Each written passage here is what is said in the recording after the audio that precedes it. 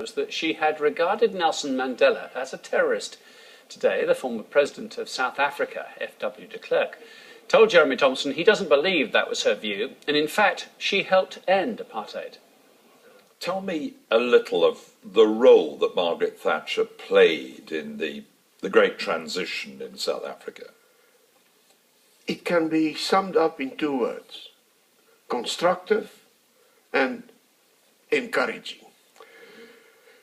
From the moment I first met her, which was the middle of '89, I'd been elected as leader of my party, but I wasn't president yet. When I briefed her about my vision for the future and the action plans I had in mind should I become president, which would have been in September, a good relationship developed between us, and I found her encouraging me. I was told by others she would lecture me. She didn't lecture me at all. She asked penetrating questions. She was obviously well informed, but she listened. And when she heard my plans, she said, "If you do that, I will support you."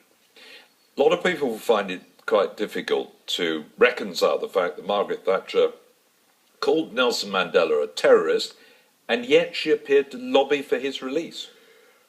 I never heard her. She never told me that she regarded Nelson Mandela as a terrorist. And I don't know whether it's true that she ever did it. If I read what Lord Rennick is writing about, she referred to the ANC on one occasion as a terrorist organization. And he apparently explains in his book, which is being published now, that that was when ANC spokesperson threatened to target British interests in South Africa because of her attitude on sanctions. It's quite a different thing from calling an organization terrorist than from calling Nelson Mandela, who was in jail, a terrorist.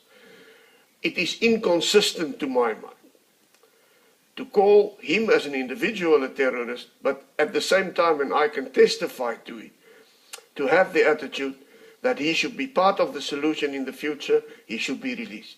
Did you end up looking on Margaret Thatcher as a friend? My former wife and I accompanied her and Sir Dennis to Mala Mala, a game reserve, and we had a wonderful 48 hours together. There, in these personal interactions, I discovered she also had a marvelous sense of humor. Fond memories, and perhaps a different view. This wasn't the Iron Lady that a lot of the world saw.